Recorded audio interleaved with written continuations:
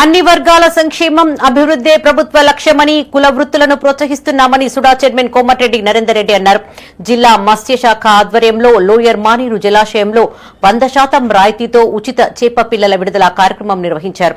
జిల్లా collector Pamela సత్పతితో పాటు SUDA chairman Komatireddy హాజరై ఎల్ఎండీలోని జలాశయంలో చేప పిల్లలు విడుదల చేశారు.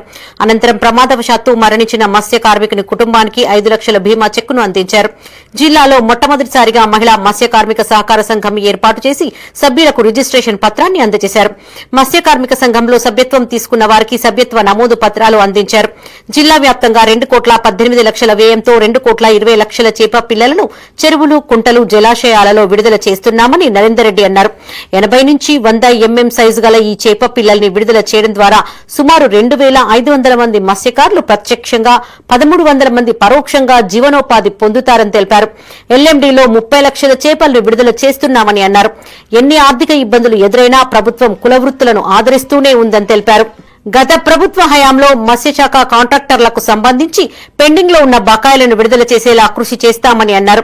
మత్స్యకారుల సొసైటీ కమ్యూనిటీ భవన నిర్మాణానికి నిధులు మంజూరు అయ్యేలా ప్రయత్నిస్తామని తెలిపారు. ఈ కార్యక్రమంలో సుడా చైర్మన్ నరేందర్ రెడ్డితో పాటు జిల్లా కలెక్టర్ పమేలా సత్పతి, జిల్లా మత్స్య కార్మిక సంఘం చైర్మన్ పిట్టల రవీందర్, ఆర్టీఏ మెంబర్ పడాల రాహుల్, మత్స్య కార్మిక అసిస్టెంట్ డైరెక్టర్ విజయభారతి, మత్స్య కార్మిక సహకార సంఘాల నాయకులు, కార్మికులు పాల్గొన్నారు.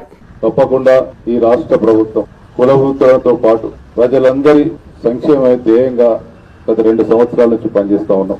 ఎన్ని ఇబ్బందులున్నా గత ప్రభుత్వం ఆర్థిక క్రమశిక్షణ లేక లక్షల కోట్ల అప్పులు చేసి 8 లక్షల కోట్ల అప్పులు చేసి ఈ రాష్ట్ర ప్రభుత్వం ఆ రోజు ఆర్థిక క్రమశిక్షణ లేని పరిస్థితులలో దివాలా తీపించినటువంటి పరిస్థితులలో ఈరోజు రేవంత్ రెడ్డి గారి నాయకత్వంలోని కాంగ్రెస్ ప్రభుత్వం ఏ విధంగానైనా అందరినీ ఆదుకుంటూ అన్ని సంక్షేమ పథకాలు ముందుకు తీసుకెళ్తూ కుల వృత్తులను ఆదరిస్తూ అదేవిధంగా ఎన్ని ఇబ్బందులైనా కూడా ముందుకెళ్తున్నటువంటి పరిస్థితులలో తప్పకుండా రాబోయే రోజుల్లో ఏదైతే మత్స్య కార్మికులకు సంబంధించినటువంటి గత ప్రభుత్వంలో ఉన్నటువంటి బకాయిలు ఏవైతున్నాయో వాటిని ఇప్పించే విషయంలో కావచ్చు, అదేవిధంగా పిట్టల రవీందర్ గారు కోరినట్టు వారి సహకార సొసైటీకి సంబంధించి బిల్డింగ్ సంబంధించి ఆ నిధులు తీసుకురావడంలో